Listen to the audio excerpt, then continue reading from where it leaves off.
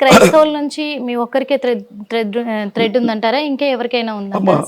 అభినయ్ దర్శన్ గారికి కూడా థ్రెట్ ఉందమ్మా. ఓకే, వికేఆర్ గారికి కూడా థ్రెట్ ఉంది. గట్టిగా ఎవరైతే చాలా మంది ఎవరెవరు మాట్లాడుతున్నారో వారందరికీ థ్రెట్ ఉంది, నాకు మాత్రమే కాదు. కానీ నాకు థ్రెట్ ఉందన్న విషయం ప్రజలందరికీ తెలిసిపోయింది, ఎందుకంటే వాళ్ళు ఓపెన్ గా నా పేరు చెప్పారు కాబట్టి. ఎందుకంటే ఆ రోజు కూడా మీరు ప్రవీణ్ పగడాల హత్య వెనుక అంటే ఓపెన్ గా చెప్పారు మీడియా ముఖంగానే, రాధా మనోహర్ దాస్ గారి హస్తం కూడా ఉందని నాకు అనుమానం ఉంది అని చెప్పేసి మీరు చెప్పారు. అవును, అంటే తన మీద ఎందుకు ఉంది అంటారు మీరు? రాధా మనోహర్ దాస్ ఈ ఇన్సిడెంట్ జరగడానికి ముందమ్మా ఏ ఏరియాలో అయితే అన్న చనిపోయారు ఆ ఏరియాలో ధవళేశ్వరంలో పిచ్చి పిచ్చి వేషాలు వేశాడు రాధా మనోహర్ దాస్. వేసినప్పుడు రాజమండ్రి పాస్టర్స్ అంతా ఎస్పీ గారిని కలిసి కంప్లైంట్ పెట్టారు రాధా మనోహర్ దాస్ అరెస్ట్ చేయాలని. పోలీసులు పట్టించుకోవాలి. రెండో రోజే జరిగిందమ్మా ఇన్సిడెంట్. అక్కడ అన్నతో చాలా డిబేట్స్ లో కూర్చున్నాడు రాధా మనోహర్ దాస్. డిబేట్స్ లో గొడవలు అయ్యాయి, మధ్యలోనూ లేచి వెళ్ళిపోయాడు. రాధా మనోహర్ దాస్ లేకపోతే ఇంకోళ్ళు అన్నది కాదమ్మా, వీళ్ళని ముందుకు నడిపించే ఏదో బలమైన శక్తి అనుకుంది. మతం పేరుతో మనుషులను విడదీస్తూ హిందువులు ముస్లింలు క్రైస్తవులు వేరు వేరు మీరు కలవకూడదని చెబుతూ వీళ్ళ కొట్టుకునేలా చేస్తున్న ఏవో బలమైన శక్తులు ఆయన మరణం అనుకున్నాయని నేను నమ్ముతున్నాను. సహజంగా అమ్మా చిన్న విషయం చెప్తాను, నేను ఒక లాయర్ని కాబట్టి. ఒక హత్య జరిగితే 4 కారణాలు ఉంటాయమ్మా. ఒకటి, హత్య జరిగిందంటే ఆ హత్య వల్ల ఎవరికో లాభం ఉండాలి. లేదు, హత్య జరిగిందంటే ఆ హత్య వెనక ఎవరికో పగ ఉండాలి. లేదు, హత్య జరిగిందంటే ఆ హత్య ఖచ్చితంగా ఏమంటారమ్మా దాన్ని,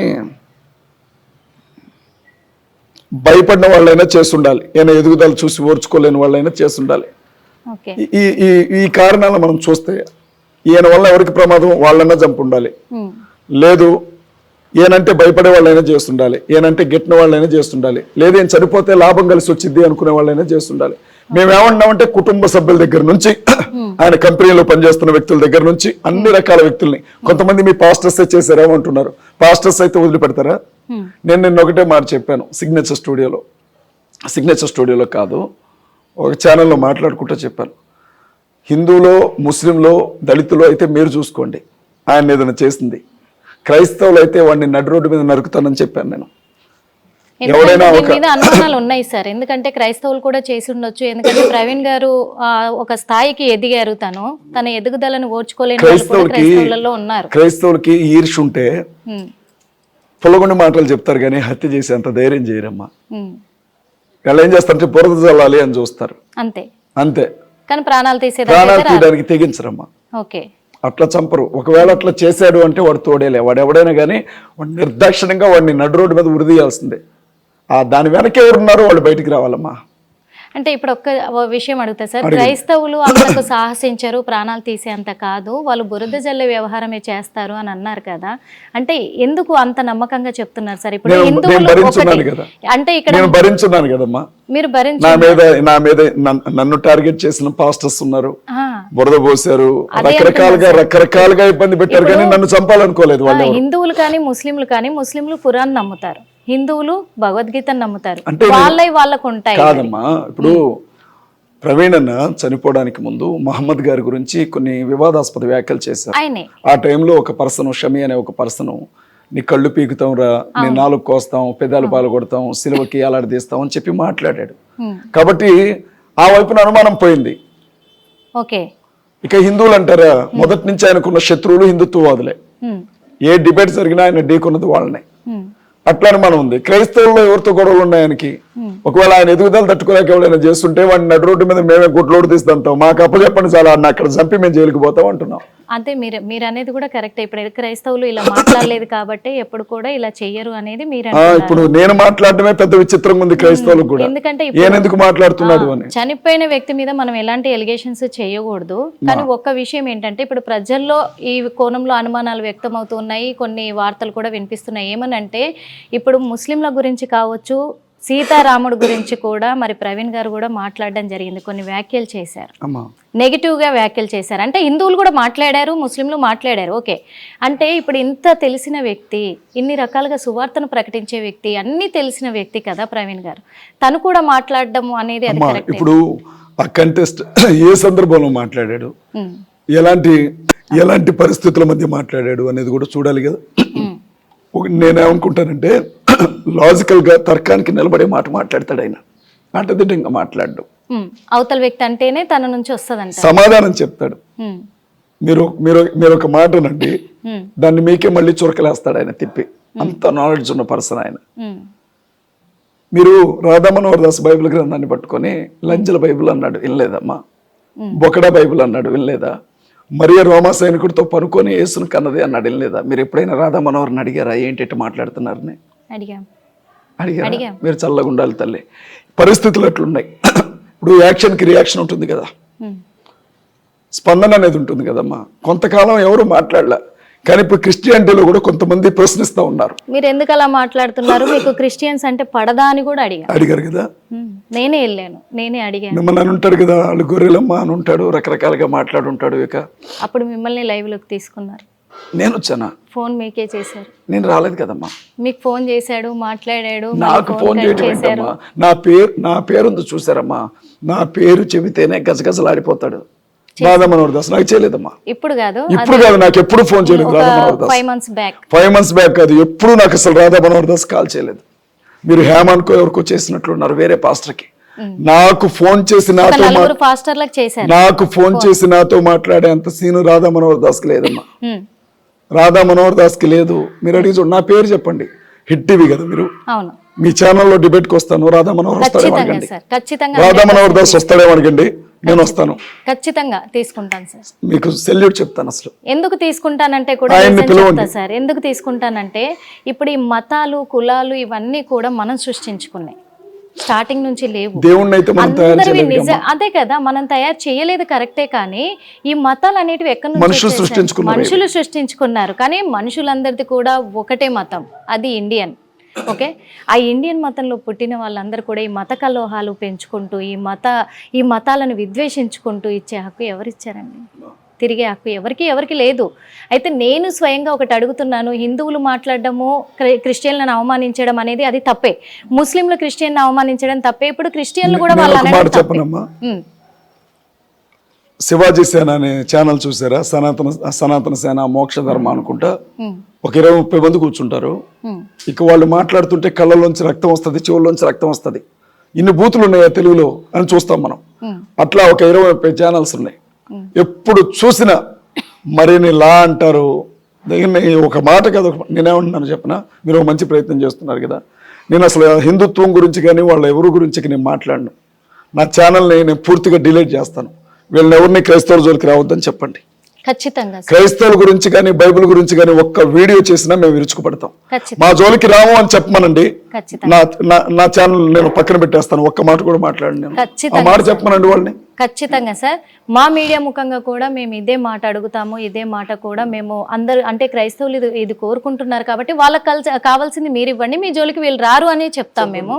కానీ ఒక విషయం ఏంటంటే, హిందువులు ఒక మాట అడుగుతున్నారు, హిందువులు కానీ ముస్లింలు కానీ, వాళ్ళకు మీరు ఇప్పుడు ఈ సమాధానం కావాలి. మీ సమాధానము వాళ్ళు ఏమడుగుతున్నారంటే, హిందువులు కానీ ముస్లింలు కానీ క్రైస్తవులను ఎప్పుడు కూడా మా దాంట్లోకి రండి, మా మతంలో చేరండి అని మేము లాగట్లేదు. కానీ క్రైస్తవులు ఎందుకు ఇంటింటికి తిరిగి సువార్తను ప్రకటిస్తూ ఆ ఇంట్లో వాళ్ళని మొత్తం కూడా వాళ్ళలోకి లాక్కుంటున్నారు, హిందువులని మొత్తం కూడా క్రిస్టియన్లోకి లాక్కుంటున్నారు. ఇది ఎంతవరకు కరెక్టు? మా హిందూ సాంప్రదాయాన్ని, మా సనాతన ధర్మాన్ని మట్టి కరిపిస్తున్నారు వీళ్ళు అలా అని అంటున్నారు వాళ్ళు. మరి దానికి మీరేం చెప్తారు? నేను మాట చెప్తాను. ఆ మాటనే వాళ్ళు ఎవరో, వాళ్ళకి మినిమం 10వ తరగతి కూడా చదువు ఉండకపోవచ్చు, లేకపోతే చదివితే వాళ్ళకి నాలెడ్జ్ ఉండకపోవచ్చు, ఫెయిల్ అయిపోయిన వాళ్ళేమో. భారతదేశానికి ఒక రాజ్యాంగం ఉంది, రాజ్యాంగంలో మత స్వేచ్ఛ ఉంది. మత స్వేచ్ఛ అని అంటే అమ్మ ప్రాక్టీస్, మతాన్ని ప్రాక్టీస్ చేసే స్వేచ్ఛ. 25, 26, 27 ఆర్టికల్స్ ఏమని చెప్తాయంటే, భారతదేశంలో పుట్టిన పౌరసత్వం ఉన్న ఎవరైనా వాళ్ళకి నచ్చిన మతాన్ని స్వీకరించవచ్చు, ఆ మతాన్ని ప్రాక్టీస్ చేయొచ్చు. అంటే దాని ఉద్దేశం ఏంటంటే, దాని అర్థం ఏంటంటే, మీరు ఎక్కడైనా నిర్భయంగా మీ మతం గురించి చెప్పుకోవచ్చు. Right to practice. అది రెండో విషయం వినండి. రెండో విషయం చెప్తున్నాను వినండి. ఫోర్స్ అనేది అబద్ధం అమ్మ, అది ఒట్టి మాట. నన్ను ఫోర్స్ చేసి మీ మతంలోకి మార్చండి. పోనీ జీవితకాలం ఇక్కడ కూర్చోండి, మీరు నేను ఫోర్స్ చేస్తాను, మీరు క్రిస్టియానిటీలోకి వస్తారా? అది ఎట్లా సాధ్యం అమ్మా? ఇవన్నీ బుద్ధి తక్కువ మాటలు. సుప్రీంకోర్టు 18 సంవత్సరాల వయసు నిండిన వ్యక్తికి, ఇప్పుడు 18 ఏళ్ళు నిండితే ఎవడైనా పెళ్ళే చేసుకోవచ్చు. వాడికి అమ్మానాలనే ఆయన్ని ఆపలేకపోతున్నారు. నేను మేజర్ అంటున్నాడు. అలాంటిది వాడికి నచ్చినటువంటి మతాన్ని స్వీకరించే హక్కు ప్రతి ఒక్కరికి ఉంది అని సుప్రీంకోర్టు తీర్పిచ్చింది. ఇచ్చినప్పుడు మాకు బైబిల్ ఏం చెబుతుంది అంటే అమ్మా, యేసుక్రీస్తు భూమి మీదకి వచ్చి ఆయన మనుషులను పాపం నుండి మరణం నుంచి విడిపించడానికి శిలువలో బలై 3వ రోజు తిరిగి లేచి పరలోకానికి వెళ్ళారు. వెళ్ళిపోయేటప్పుడు ఆయన ఏం చెప్తారంటే, ఏ మనిషి కూడా ఇక పరలోకానికి రావడానికి పాపం గురించి భయపడాల్సినటువంటి అవసరం ఉండదు. దాన్ని నేను శిలువలో జయించాను కాబట్టి పాప క్షమాపణ నా నామందు విశ్వాసం ఉంచే వారికి దొరుకుతుంది. ఈ విషయం ప్రపంచానికి చెప్పండి. నన్ను నమ్మిన వారు ఎవరు కూడా అగ్నిగుండానికి వెళ్ళరు, నేను వాళ్ళని వెళ్ళనివ్వను. నేను వచ్చాను, బలియాగం జరిగింది, తిరిగి లేచాను అని చెప్పండి అని మాకు ఆజ్ఞ ఇచ్చాడు. రాజ్యాంగంలో ఆర్టికల్స్ ఉన్నప్పుడు, సుప్రీంకోర్టు ఇచ్చిన తీర్పులు ఉన్నప్పుడు, మేము నమ్ముకున్నటువంటి దేవుడు మాకు ఆజ్ఞ ఇచ్చినప్పుడు మేము సువార్త ప్రకటిస్తూ తిరుగుతూ ఉంటాం. మేము చెప్పేది అదే. ఇవాళ మనిషికి ఏదన్నా ఒక పని చేయగానే తప్పు చేశానే అన్న కన్సర్న్, ఒక ఫీలింగ్ కలుగుతూ ఉంటుంది. అరే ఇలా అన్నానేంటి, ఇలా మాట్లాడానేంటి అని. ఇప్పుడు ఇవాళ కొంతమంది పుణ్యం వస్తుందని గుడికి వెళ్తారు, కొంతమంది అన్నదానం చేస్తారు, కొంతమంది యజ్ఞాలు యాగాలు చేస్తారు, కొంతమంది నమాజులు చేస్తారు. ఇదంతా దేనికోసం అంటే చనిపోయిన తర్వాత ఆత్మకి శాంతి కలగాలి. మీరు ఇక్కడ కూర్చోగానే చెప్పారు ఒక మాట, ప్రవీణ్ పగడాల గారు ఆత్మకి శాంతి కలగాలి అని. మీరు నమ్ముతున్నారు కదా ఆత్మ అనేది ఒకటి ఉంది అని. బైబిల్ ఏముంటుంది అంటే, మనిషికి చావు అనేది ముగింపు కాదు, ఆత్మ కొనసాగుతూ ఉంటుంది. ఆత్మ జీవితం మనిషిని తీసుకెళ్లి మీరు పాతిపెట్టినా, మనిషిని తీసుకెళ్లి తగలబెట్టినా, మనిషిని సముద్రంలో పడేసిన అన్నీ కూడా మళ్ళీ ప్రాణం పోసుకొని తిరిగి దేవుని ముందు నిలబడే రోజు ఒకటి ఉంది, పునరుద్ధాన దినం అని బైబిల్ చెప్తా ఉంది. అట్లాంటప్పుడు ప్రతి మనిషి ఆత్మ అంటే దేవుడే బలైపోయాడు మనిషి కోసం అంటే మనిషి అంత విలువైన వాడు అని మేము ఆలోచిస్తాం. ఆలోచించి అగ్నిగుండంలో పడితే ఆత్మ బయటికి రావడానికి దారుండదు కనుక మాకు తెలిసిన ఈ న్యూస్ ప్రజలందరికీ చెప్పాలి అని తాపత్రయపడతాం దేవుని వాక్యాన్ని బట్టి. ఫర్ ఎగ్జాంపుల్, ఫలానా షాప్లో 100 రూపాయలకి 10 షర్ట్లు ఇస్తున్నారు అనుకోమ్మా, నా వాళ్ళందరికీ చెప్పుకుంటారు కదా, అక్కడికి వెళ్ళి కొనుక్కుంటారా. ఏదో నాకు మూవీ బాగుందనుకో, నా ఫ్రెండ్స్కి చెప్తాను కదా, సూపర్ ఉందరా మూవీ చూడండి అని. యేసుక్రీస్తు ప్రభు గురించి కూడా మేము అలాగే చెప్తాం. ఏమనంటే, ఒక్కసారి ఆయన దగ్గరికి రండి అని. ఇప్పుడు మీకు ఇష్టం లేదు, మీరు ఏం చెప్పొచ్చు అంటే, నాకు ఇష్టం లేదు అని చెప్పొచ్చు. బలవంతం చేయటం తప్పు. నువ్వు ఖచ్చితంగా రావాలి, నువ్వు నమ్మాల్సిందే, నువ్వు కూర్చోవాల్సిందే, డబ్బులు ఇస్తా తీసుకో, సిమెంట్ కట్టలు ఇస్తా తీసుకో, లేకపోతే నిన్ను కులంలో నుంచి వెళ్ళేస్తావు, నేను బతకనేము. ఇది తప్పు, ఇది తప్పు. ఒకవేళ అలా ప్రచారం చేసే వాళ్ళకు మీరు ఇది తప్పు అని చెప్తున్నారు. ఖచ్చితంగా తప్పు. అలా ఎవడు అజయ్ బాబు మాట్లాడినా తప్పే అది. మేము అలా ఎప్పుడు చేయం. ఒకవేళ అలా ఎవడన్నా చేశాడంటే బుద్ధి తక్కువ, వాడికి బైబిల్ అర్థం కాలేదు అని అర్థం.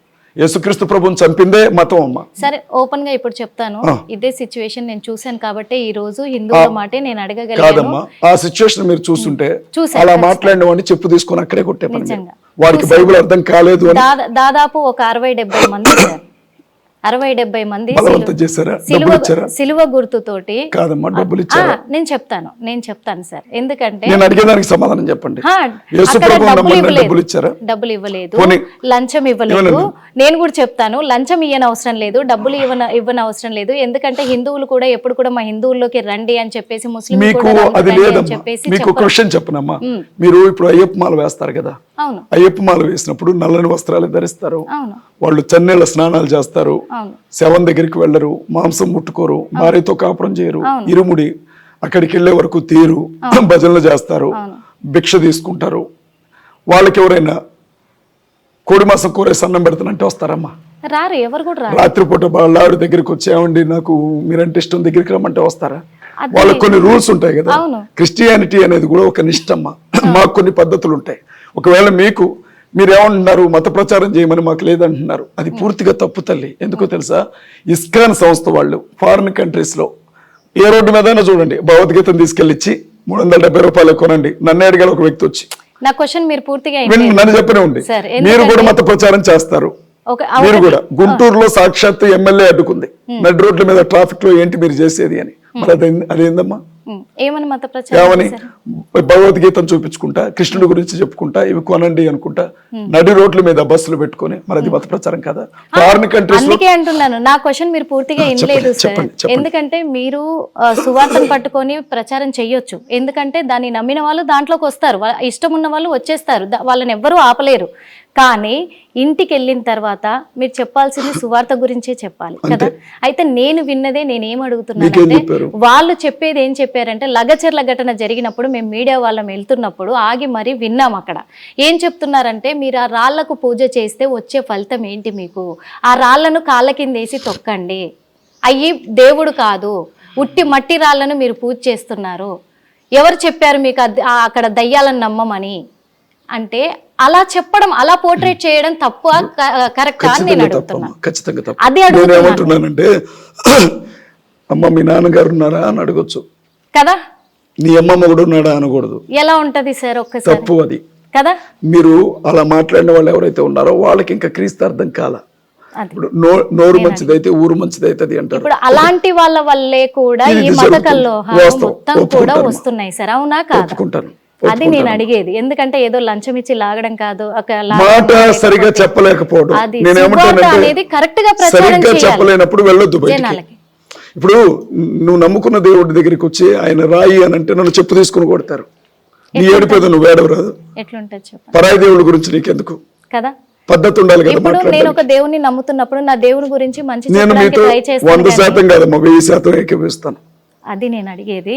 అందుకు ఇంకొక విషయం ఏంటంటే కూడా ఇప్పటి వరకు ప్రవీణ్ పగడాల గారు తనకు సెక్యూరిటీ అడగలేదు, థ్రెట్టింగ్ కాల్స్ వచ్చినా కానీ. ఓకే, తను సెక్యూరిటీని కూడా పెట్టుకోలేదు. ఆ విషయంలో కొంచెం పొరపాటు చేయనమ్మా. మరి ఇప్పుడు మీకు కూడా ఒక థ్రెట్టింగ్ ఏర్పడుతుంది. నేను ఇప్పటికే చట్టం అనే చట్టంలో పెట్టేశాను వాళ్ళని. పెట్టేశారు. రేపొద్దున నేను నా మీద ఏగవాలన పోలీసులను అడుగుతారు ముందు. ఓకే, మీకు కంప్లైంట్ ఇచ్చి మీరు అజయ్ బాబుని నరికేశారమ్మా అనుకోండి కొంచెంసేపు. అవును ఫస్ట్ మీరు రైజ్ చేసే ప్రశ్న ఏంటంటే అజయ్ బాబు మీద దాడి చేసింది ఎవడు అని అడుగుతారు. అవును. రెండవది తనకి ప్రాణభయం ఉంది అని చెప్పి పోలీసులకు కంప్లైంట్ చేస్తే పోలీసులు ఏం చేస్తున్నారు, గాడిదలు కాస్తున్నారా అని అంటారు. మీరు నా పని నేను చేసేసాను ఆల్రెడీ. నెక్స్ట్ నన్ను నేను ఎలా ప్రొటెక్ట్ చేసుకోవాలో నాకు తెలుసు. నలుగురితో బయటకు వెళ్తాను, జాగ్రత్తగా ఉంటాను, చీకటి పడితే ఒంటరిగా బయటకు వెళ్ళను, నా ఫ్యామిలీతో నేను ఉంటాను. ఎవడైనా నా దగ్గరికి వస్తే రావడమే, వాడికి తిరిగి వెళ్ళడం ఉండదు. ఎందుకంటే క్రీస్తు ఒక చెంప మీద కొడితే రెండో చెంప చూపించే సిద్ధాంతం కొంతమందికి తెలుసు. నేను దాన్ని ఎలా నమ్ముతానంటే ఒక చెంప మీద నిన్ను కొడితే రెండో చెంప చూపి అని క్రీస్తు అన్నది తన్నుల దినమని కాదు. ఎవడన్నా ఒకడు బలవంతంగా నీ చెంప మీద కొడితే వాడిని చూసి భయపడి పారిపోవద్దు, రెండో చెంప చూపించేంత ధైర్యం చూపించి వాడి దగ్గర అని నేను నమ్ముతాను. ఓకే, నేను భయపడ్ను తల్లి, భయపడరు. ఓకే సార్, ఒక చిన్న మాట అడుగుతాను సార్. ఈ రోజు మీకు ఏదన్నా జరగబోతుంది అని తెలిసినప్పుడు మీ ఫ్యామిలీ మెంబర్గా, మీ భార్యగా, మీ అర్ధాంగిగా తను ఎలా రియాక్ట్ అవుతారంటారు? అమ్మో చాలా బాధపడుతుందమ్మా. ఇప్పుడు బయటకు వెళ్ళాను, ఇందాక నేను బయటకు వస్తుంటే మా వదినమ్మ ఫోన్ చేసింది, వాళ్ళ తోటికోళ్ళు.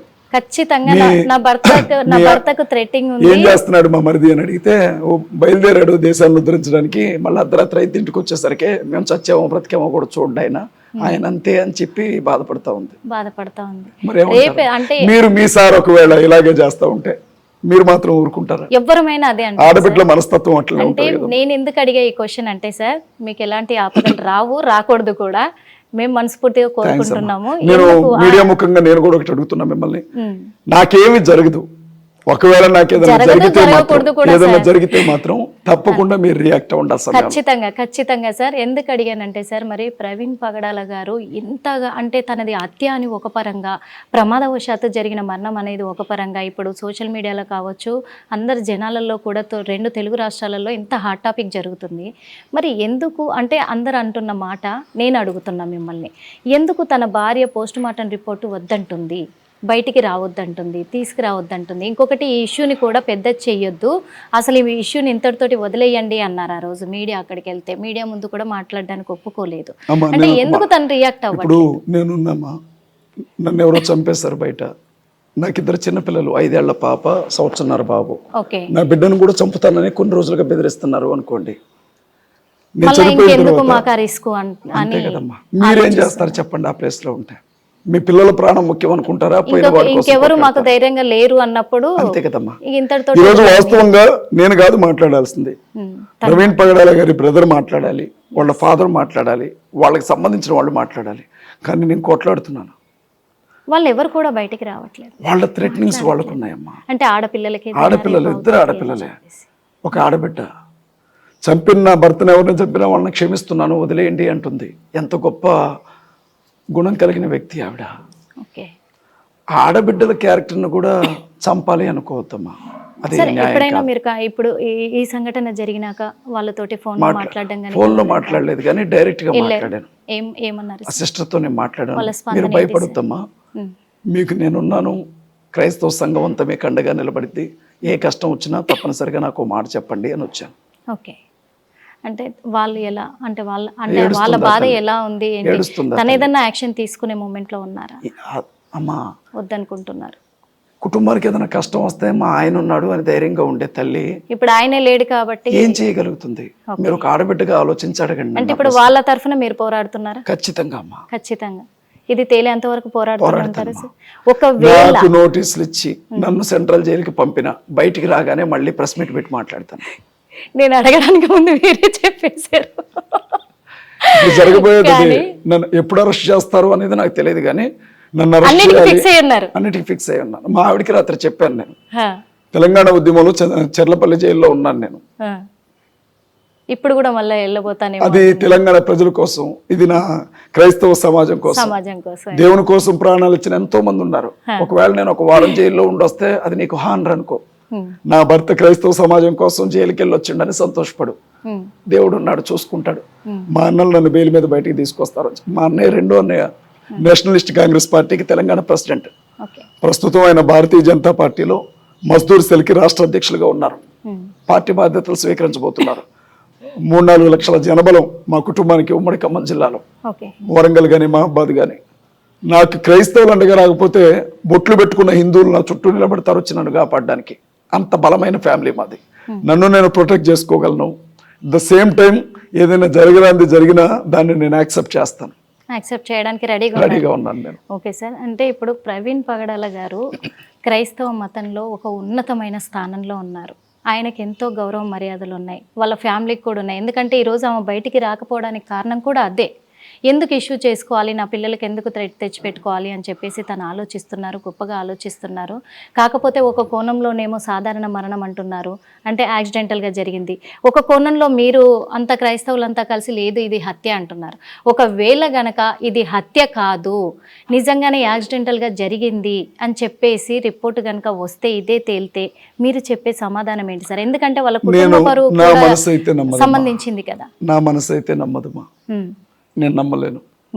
ప్రవీణ్ పగడాల వేరు, నేను వేరు అని అనుకోను. ఇప్పుడు నేను ఆయన అన్ననో తమ్ముడినో అని అనుకుంటాను. నేను యాక్సెప్ట్ ప్రభుత్వం ఒకవేళ అలా తీసుకొచ్చినా నేను యాక్సెప్ట్ చేయలేను. ఇంకా చట్టపరంగా ఇంకేమైనా దారులు ఉన్నాయని వెతుకుతాను. ఇంకా వెతుకుతారు, దీని మీద ఇంకా రీసెర్చ్ చేస్తూనే ఉంటాం. ఓకే. ఇంకొకటి ఏంటంటే సార్, చివరిగా మిమ్మల్ని అడుగుతున్నాను, ఇలా క్రైస్తవుల మధ్య, హిందువుల మధ్య, ముస్లింల మధ్య మొన్న కూడా చెప్పారు, ముస్లిం మతం కూడా మాట్లాడడం జరిగింది, నేను పేరు ప్రస్తావించదలుచుకోలేదు. నేను బెదిరించిన మాట వాస్తవమే, కానీ అది అంతటితోటి నేను వదిలేశాను. నేను ఒక మనిషిని హత్య చేసేంత దాకా నేను వెళ్ళను అని చెప్పేసి తను చెప్పడం జరిగింది. ఇప్పుడు కేవలము ఒకవేళ ప్రవీణ్ పగడాల గారిని చంపాలి అనుకుంటే తెలంగాణలోనే తను ఉండేది, హైదరాబాద్లోనే, అక్కడ కూడా సాధ్యమే. కానీ ఇక్కడ రాజమహేంద్రవరం వరకు వచ్చిన తర్వాత ఇక్కడ చంపాలనే ఆలోచన ఎట్లా పుట్టింది? అంటే దీని వెనకాల ఇటు ఏపీ వాళ్ళు ఉన్నారంటారా? ఇన్వెస్టిగేషన్ చేయకుండా నేనేం చెప్పనమ్మా, నేను పోలీస్ ఆఫీసర్ని కాదు. నాకు తెలిసిన అనుమానాలు మాత్రమే వ్యక్తపరుస్తున్నాను, అంతే. అంటే తన శత్రువులు ఏపీకి తెలంగాణకు సంబంధించి ఉంటారంటారా? ఎక్కడైనా ఉండొచ్చు. ఏదైంది ఎస్పీ గారు చెప్పాలి, ఐజీ గారు చెప్పాలి. నేను స్టేట్మెంట్ ఇవ్వలేను కదమ్మా. అనుమానం ఉంది అని చెప్తున్నాను తప్ప ఇదే నిజమంటే నేను ఆధారం ఇవ్వాలి. మరి అక్కడ ఆధారాలు ఇవ్వాలి, ఖచ్చితంగా ఇవ్వాలి. రేపు కూడా మీరు అదే కదమ్మా నిరూపించాలంటే ఆధారాలు కావాలి కదా. సో నాకున్న అనుమానాలు చెప్తున్నాను. ఓకే, మీకున్న అనుమానాలు మాత్రమే చెప్తున్నారు. Okay, thank you so much sir. ఎందుకంటే మళ్ళీ కూడా మా హిట్ టీవీ ద్వారా కోరుకుంటున్నాము, ప్రవీణ్ పగడాల గారి ఆత్మకు శాంతించాలి.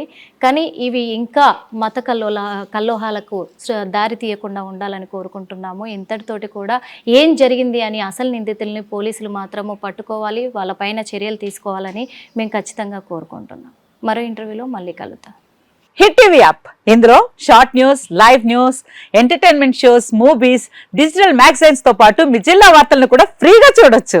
అంతేకాదు, కేజీ నుంచి పీజీ వరకు విద్యార్థులకు స్కాలర్షిప్ కూడా అందిస్తున్నాం. ప్రతి వారం 10 మందికి లక్కీ డ్రా ద్వారా ఒక్కొక్కరికి 10,000 రూపాయలు అందిస్తున్నాం.